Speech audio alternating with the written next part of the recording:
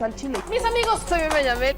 Bienvenidos a su chile favorito. Aquí las noticias o te enchilan o te dejan picado. Ahora, vámonos a notas también importantes, porque ahora sí, vamos a ponerlos un poquito en contexto de nuestra aventura del día de hoy. El día de ayer, el señor productor que agarra y que me dice, fíjate que va a haber un foro de migrantes en la Cámara de Diputados. ¿Por qué no vamos? Y yo dije, pues tiene toda la razón. ¿Por qué no vamos? Pues sí, ¿no? ¿Por qué no vamos? ¿Por qué no acudimos a, a, este, a este foro para ver, pues, qué opinan? Vimos la lista de invitados y me armé un hilo. Y les quiero ir explicando ese hilo gigante que me armé en la mañana. Pero, o sea, me emocioné, la neta. Lady Costurera. Lady Costurera. Me emocioné un poquito con este hilo, porque aquí está. ¿Tienes la cortinilla, por cierto? ¿Sí? Para que la pongas ahorita, porque yo no la tengo. Vale. Vientos. Acá justamente dice mi hilo, mi creación, mi bebé de la mañana. Es un diputado, arrancó este foro sobre los derechos electorales y políticos de los mexicanos en el exterior. Y les voy a poner las hermosas imágenes que el señor productor tomó para que ustedes lo vayan viendo en grande un poco. En este foro estuvieron presentes varios diputados. El gran ausente fue Morena, ¿no? El gran ausente fue Morena. Quiero entender un poco el por qué. Gran parte la entiendo de la siguiente manera. Por el lado de los migrantes estaba este grupo de Fuerza Migrante, que es muy cuestionado por grupos morenistas en el exterior o grupos obradoristas en el exterior, pues acusan a Fuerza Migrante de ser la organización que se quedó con estos millones de Josefina Vázquez Mota. ¿Se acuerdan de este programa donde Peña Nieto le da como, pues, premio de consolación, podemos llamar a Josefina Vázquez Mota, una buena lana, unos buenos millones para hacer un trabajo con los migrantes, y esa lana desapareció y grupos migrantes pro 4T en el exterior dicen que ese dinero se lo quedó Fuerza Migrante y que nunca vieron ni sus luces? Entonces, ahí hay una división. Por el otro lado, este foro, como pueden ver, estuvo Romero Hicks, que miren, ojo, Romero Hicks es el que más tiempo tiene tratando el tema. Y creo que es el que hizo o presentó puntos importantes. Y quiero dejarlo claro, yo no tengo ningún tipo de simpatía por el PAN, ni mucho menos por Romero Hicks, pero tampoco voy a mentir. Entonces, en este espacio, la diputada que ustedes están viendo es la de rosa, ¿no? La que tiene el saquito rosa, es la diputada Elvia Yolanda Martínez Cosío, que es la que convoca a este foro. Ella es diputada migrante, diputada federal migrante por el estado de Jalisco y es de Movimiento Ciudadano.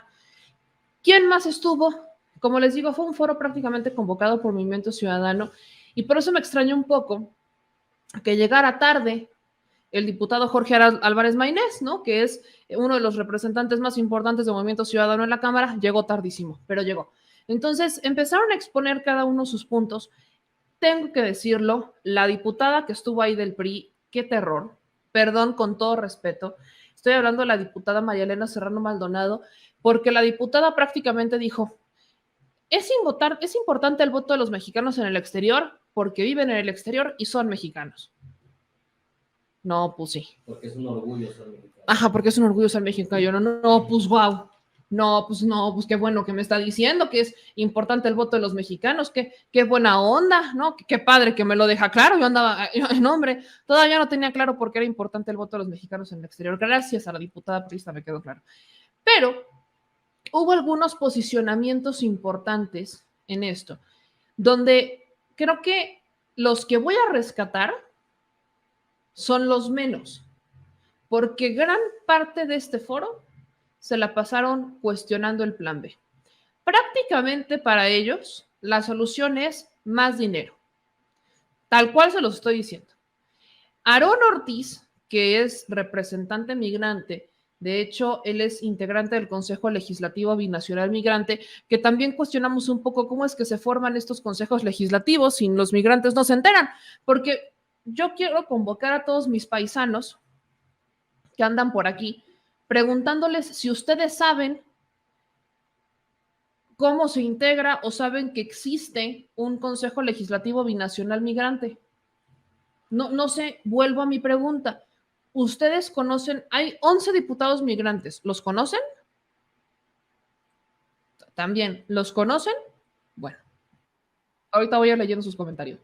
Pero, al mismo tiempo, en este foro, por ejemplo, este representante migrante dijo que el plan B del presidente no era viable para los paisanos ni para sustentar su punto, o sea, y para sustentarlo, utilizó un estudio del INE, el mismo que no ha garantizado un voto de los paisanos en prácticamente 30 años, ¿no?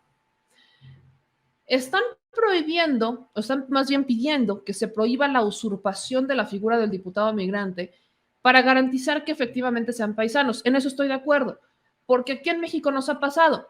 Tenemos diputados que están usurpando los puestos de los diputados o del candidato indígena, por ejemplo, siendo de Las Lomas, pero los meten como cuota indígena. Bueno, ahí es en donde entiendo perfectamente la necesidad de garantizar o de tener mayores mecanismos de control para que realmente sean migrantes los que ocupen puestos migrantes, así como sean indígenas los que ocupan los puestos indígenas. Insisto, el gran cuestionamiento es hacia Morena y prácticamente todo lo quieren resolver con dinero, ¿no? Dicen que el propósito de Morena es, pues, no hacer caso a las necesidades expuestas en este tipo de eventos, pero que se requiere más dinero. Y hubo un señalamiento en particular donde mencionaron que los consulados no tienen dinero. No se me vayan a enojar, por favor. Pero hubo un señalamiento, el señalamiento, fíjense que fue por parte de la diputada Elvia Yolanda Martínez Cosío, que es diputada federal migrante. Ella fue la que dijo que a los consulados les faltaba dinero y que ella lo sabía bien. Entonces, ahora, aquí se empieza a poner lo bueno. Prácticamente todos ellos hablaron sobre el voto presencial. Prácticamente todos mencionaron el voto presencial. Y yo quiero darles algunos datos importantes o algunas cifras importantes. Hubo una doctora, que es la doctora Yuriko Takashi, que ella investiga justamente los procesos electorales de los migrantes y presentó estos números que me parecieron muy interesantes. Yo no sé tú qué opinas, señor productor, pero me parecieron muy interesantes. No, claro, pues es que... Habla sobre la participación en el exterior. Ha ido incrementando. En el 2006 se tenía una participación del 40%, ¿no? Digo, del 80%, y esto representaba 40,000 personas. O sea, 40,000 personas se registraron para poder votar y participaron, terminaron votando 32,000, lo que significa un 80%. En el 2012 se registraron 59,000, votaron 40,000. Ahí la participación bajó a un 67.8%. Y luego en el 2018, que fue una votación histórica, registran 180,000 paisanos para poder votar y solamente votan 98,000. Y esto aquí significa un porcentaje de participación del 54.4%. O sea, conforme vamos avanzando y van registrándose cada vez más personas para poder votar, hay un menor porcentaje de participación. Eso es un dato importante. Pero lo que a mí todavía me pareció importante es cómo hacen estos cálculos para terminar diciendo que el porcentaje de participación en México, por ejemplo, el voto histórico, o sea, en el 2018 hubo un porcentaje de participación del 63.4%. Eso es lo que lleva a la victoria. Ese porcentaje de participación es lo que lleva a la victoria de Andrés Manuel López Obrador. Vemos cómo en México va incrementando el porcentaje de participación, en el exterior va bajando el porcentaje de participación, y aunque va subiendo el porcentaje de participación, prácticamente esto significa que en Estados Unidos, los mexicanos en Estados Unidos participaron 1.8% en las elecciones. Pero ahí les van otros datos que a mí se me hicieron todavía más alarmantes. Estos sí se me hicieron más alarmantes que el tema de la numeralia. Lo que dice el director general de los servicios consulares, Jaime Vázquez Bracho. Él menciona cómo andan los números prácticamente en el servicio consular. Dice que aproximadamente hay 37 millones de mexicanos en el exterior, el 90% viviendo en Estados Unidos. De esos, 13 millones, aproximadamente 13 millones, son nacidos en México y migraron a Estados Unidos, el restante ya es su familia. De esos 13 millones, 6 millones y medio tienen pasaporte. De esos 6 millones y medio, 3 millones y medio tienen matrículas consulares. Y de esos 3 millones y cachito, solo 1.300.000 tienen credenciales para votar. O sea, el 10%. De 13 millones que salieron de México y que viven en Estados Unidos, solo 1.300.000, o sea, 1.300.000 mexicanos en el exterior tiene su credencial para votar. Obviamente esto preocupa. Luego dijeron que las credenciales para votar solamente tardan un poco más de un mes en llegar, cosas que pues uno dice, ajá, ¿cómo es? Yo tengo denuncias de ustedes diciéndome que tienen años esperando su credencial para votar y demás, pero eso no es todo. El único que cuestionó, y les doy estos números, lo que ahora se va a implementar, que es el voto presencial, porque en Estados Unidos ya se va a poder realizar un voto presencial. ¿Y por qué les digo que esto es importante? Los datos que presenta la doctora, su argumento es que la confianza del voto en Estados Unidos, del voto del mexicano desde Estados Unidos, se ha ido reduciendo porque no tiene un voto presencial y siente que su voto no es efectivo, siente que su voto no va a ser tomado en cuenta, siente que su voto no sirve para nada. Entonces, de ahí que proponen el voto presencial. La apuesta, que eso es lo que a mí me quedó claro de este foro, la apuesta es que con el voto presencial, a los que obviamente se puedan acercar a su consulado a votar, lo puedan hacer o sientan seguridad de que su voto va a ser tomado en cuenta. Porque a veces el voto digital o el voto por correo postal pudiera llegar a hacerlo sentir que no están siendo tomados en cuenta. Ese es el argumento de este foro, prácticamente. Entonces, van a empezar a implementar el voto presencial, van a empezar a hacer las pruebas con las elecciones del Estado de México y Coahuila con el voto presencial. Este es el piloto para ver cómo funciona rumbo a las elecciones del 2018. Pero el único en cuestionar eso fue Romero Hicks. Y eso me sorprendió porque yo esperaba que la representante de Morena llegara a hacer ese cuestionamiento. ¿Qué va a pasar, por ejemplo, con aquellos que sí quieren, pero vamos a repasar un poco qué es lo que tiene que hacer un migrante para votar? Tienen que solicitar su credencial para votar. Cuando se acerca el proceso electoral, tienen que registrarse que quieren votar, lo que a mí se me hace una soberana ridiculez. Si tienes una credencial para votar en el exterior, ¿para qué crees que es? ¿Para identificarte? No. La credencial para votar en Estados Unidos no te sirve para identificarte. Para identificarte te sirve el pasaporte, te sirve la matrícula consular, no la INE. Entonces, ¿por qué si encima de que estás solicitando una credencial para votar te obligan a registrarte en un padrón para que votes? Y encima no te informan cuando abre el registro del padrón, ni tampoco te informan cuando cierra el registro del padrón. De ahí que solamente tengamos a 180,000 personas registradas cuando se tendrían que estar registrando el 1.300.000 que tienen credencial para votar en Estados Unidos. Porque son los que te la solicitaron. Al menos el 1.000.000 se tendría que estar registrado. El único que cuestionó el tema del padrón fue Romero Hicks. El único. Romero Hicks habló de un padrón abierto, de la necesidad de un padrón abierto, donde urge, ¿no?, a que se tenga o sea, que constantemente esté abierto, que no se tengan que estar registrando a cada rato y que ya de por sí, si alguien te solicita la credencial para votar, no tengas un padrón en Estados Unidos y otro en México. Fue el único en cuestionarlo. Un panista. Nada más. Entonces, ahí es en donde entra un poco mi cuestionamiento sobre qué es lo que está pasando. Este foro a lo que fuimos fue justamente a ver cómo estaban tomando un poco el tema del voto en el exterior, porque antes no les importaba. O sea, tú eres el que me dijo que Romero Hicks tiene un trabajo constante Sí, en el claro. tema de los migrantes, ¿no? Sí.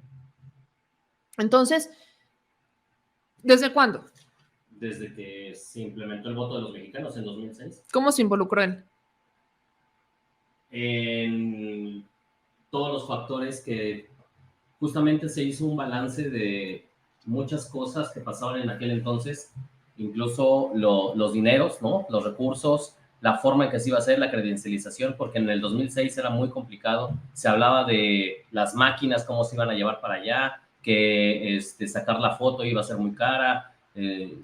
Fue un grupo muy grande en el cual debo decirte que yo también estuve participando desde la televisora donde estaba yo trabajando, porque se hacía difusión en el extranjero de todas estas procesos que se iban haciendo, y hubo varias gente que estuvo involucrada. Incluso en aquel entonces había un consejero del INE que se llamaba, en aquel entonces estaba Patricio Vallados, o sea, era la persona que estaba encargada, justamente era el responsable de toda la operación para poner en marcha el voto migrante desde el exterior.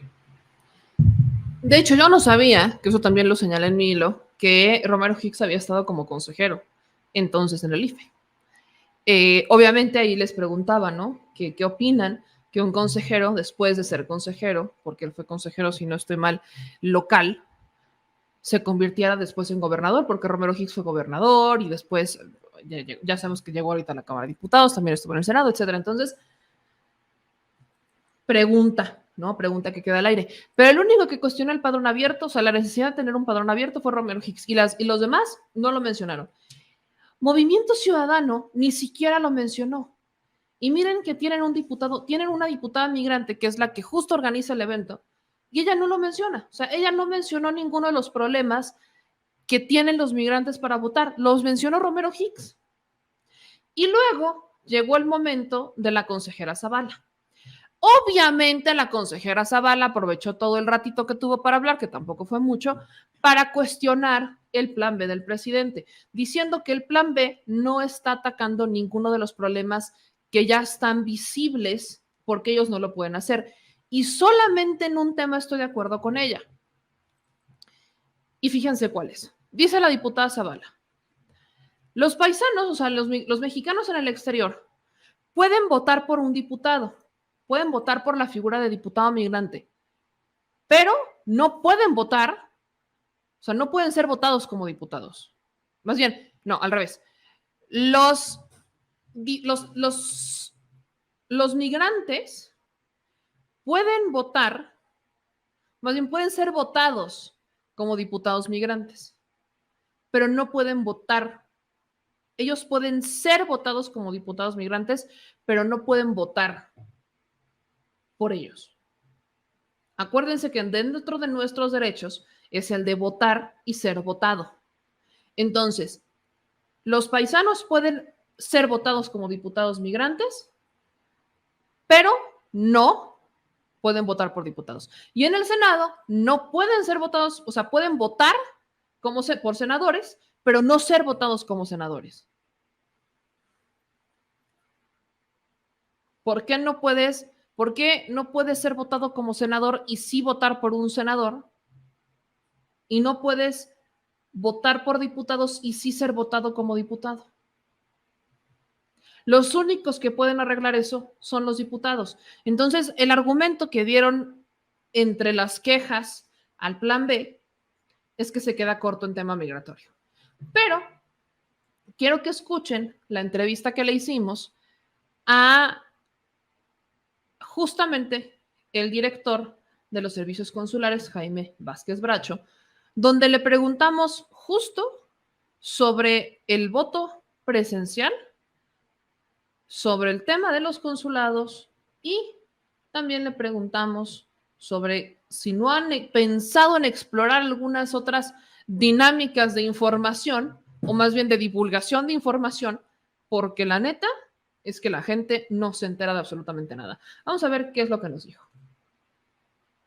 Director, le agradezco mucho estos breves minutos. Un par de preguntas relacionadas justo con, sobre todo el voto presencial. Se está hablando mucho sobre el voto presencial en los consulados. ¿Cuáles son las estrategias que proponen particularmente para que esto pueda ser efectivo y real, tomando en cuenta que hay muchos mexicanos en el exterior que tienen hasta 4 turnos laborales, que no les da para ir al consulado, que viven lejos del consulado y que ir un día a votar significa perder dinero, significa perder dólares que mandan a México a sus familias y que también les sirven para mantenerse en un país que hoy está pues mucho más caro para vivir que antes? Sí, claro, mira, creo que lo primero que hay que considerar es que el voto postal y el voto electrónico ya es una realidad y que no va a desaparecer con el voto presencial. El presencial fue una demanda de la comunidad mexicana en Estados Unidos que prefería acercarse al consulado a votar presencialmente porque le causaba mayor confianza. Entonces son 3 sistemas complementarios: el voto postal o por correo tradicional, el voto electrónico, 2 sistemas que ya se probaron y fueron muy seguros en las elecciones anteriores, y ahora estamos agregando el voto postal. Para ello estamos haciendo un programa piloto que estamos probando este verano en Dallas, Chicago, Montreal y me está faltando uno de nuestros 4 destinos de programas piloto. Y ahí vamos a probar cómo funciona. La capacidad de los consulados, por supuesto, es limitada. Tenemos millones de mexicanos en el exterior. Entonces, lo ideal, lo más cómodo para estas personas que tienen restricciones para desplazarse al consulado será sin duda hacerlo de manera electrónica o postal. ¿Cómo está funcionando el trabajo con el instituto? Porque tenemos muchas denuncias de paisanos que dicen, es que no me entero a qué hora tengo que registrarme para votar y entonces ya cuando me voy a registrar ya pasó el registro y entonces, o sea, hay muchas quejas todavía con el procedimiento. ¿Cómo se está trabajando con eso?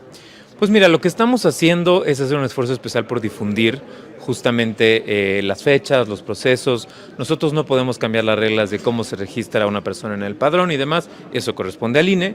Y lo que a nosotros nos corresponde desde nuestra colaboración con el INE, que está establecida en un convenio, es que nosotros recibimos a las personas en las ventanillas, capturamos con nuestro personal y nuestros recursos informáticos sus datos, se los enviamos al INE y el INE les expide credenciales que les llegan a sus casas. Entonces, justamente esta semana tenemos una jornada de credencialización donde aceptamos a todas las personas sin cita en todos los consulados en horarios especiales para que puedan participar en las elecciones del Estado de México y Coahuila, cuya fecha límite para registrarse es el 10 de marzo. Entonces, les invitamos a que se registren antes del 10 de marzo si son de esos estados y participen en esas elecciones. Y seguiremos haciendo jornadas de credencialización, lo hacemos todos los años, jornada sabatina, el primer sábado del año donde participa todos los consulados de México en Estados Unidos y Canadá. La tuvimos el pasado sábado, yo estuve ahí presencialmente en San José, California. Y toda esta semana tenemos jornada de credencialización, así que les invitamos a que se acerquen a los consulados, los espacios están ahí, pueden registrarse con los mismos requisitos que son para la matrícula consular, así que les aprovechamos, además, les invitamos para que aprovechen a tramitar sus 3 documentos de una vez. Eso sí, para la credencial, para la matrícula consular y el pasaporte, sí se requiere cita en la mayoría de los consulados porque tenemos en este momento gran demanda. Últimas preguntas, director. ¿Se han explorado otras alternativas para difundir los procesos electorales, los servicios de los consulados en Estados Unidos? Porque mucho tiene que ver con, están estos panfletos pegados ahí como en el consulado de ven, infórmate, etcétera, pero pues los paisanos, volvemos al punto, no todos van a los consulados todo el tiempo para informarse de lo que está pasando en los consulados. Entonces, no sé si se han explorado vías, no sé, a través de programas de radio en Estados Unidos, algo más que se pudiera hacer para informar a los mexicanos en el exterior en Estados Unidos. Sí, claro. Mira, la estrategia de difusión de los servicios que prestamos es permanente. Lo que tenemos en los consulados, estos banners y pósters que invitan a las personas a tramitar su credencial para votar, es para las personas que van a hacer otros trámites y pedirles que aprovechen para tramitar la credencial para votar. Pero nuestros cónsules constantemente están apareciendo en programas de radio, en programas de televisión locales. Por supuesto, las redes sociales son el gran medio para llegar a la población. Sabemos que la población mexicana en Estados Unidos usa mucho el Facebook, entonces tenemos una presencia importante ahí de todos los consulados y de la Secretaría de Relaciones Exteriores. Por último, preguntarle cómo van avanzando con estos cambios que se empiezan a implementar en los consulados. Todavía hay quejas en cuanto a los servicios, en cuanto a las citas, todavía hay quejas sobre todo de cómo tratan en algunos consulados, no son todos, a los mexicanos que recurren por algún tipo de servicio. ¿Cómo va ese avance?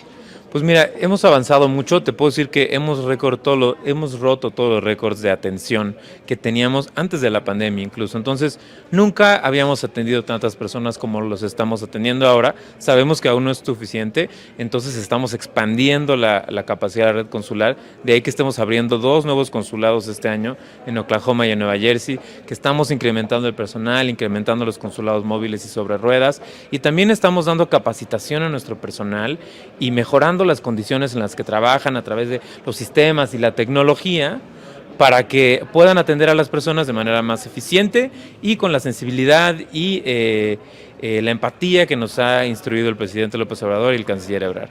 En este foro mencionaron que el presupuesto no es suficiente. ¿Hay presupuesto suficiente en los consulados?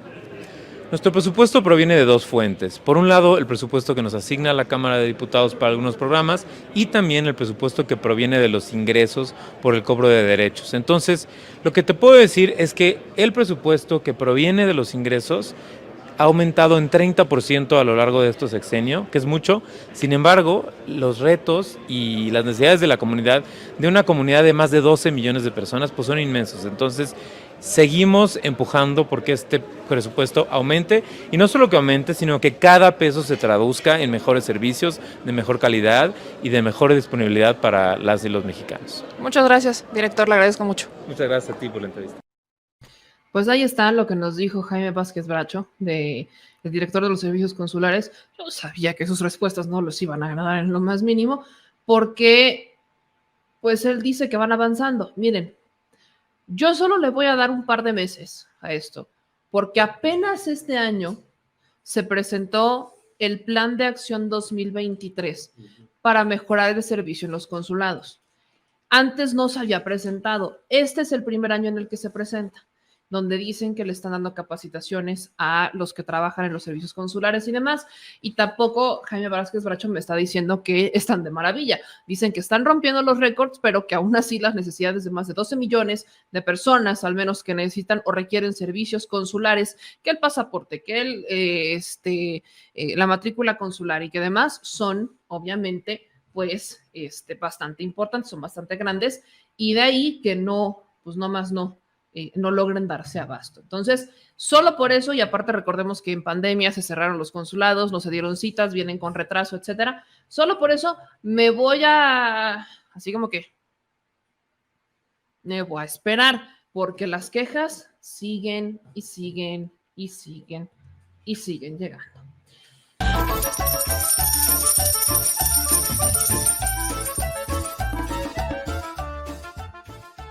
Al Chile. Recuerda que una forma de apoyar nuestro proyecto e impulsarnos a generar más y mejor contenido es a través de los superchats en nuestras transmisiones en vivo. Solo tienes que dirigirte al recuadro donde escribes mensajes, darle clic al símbolo de moneda, colocar los datos de tu tarjeta bancaria, el monto a donar y de forma inmediata se verá reflejado en un recuadro de color con el mensaje de tu preferencia.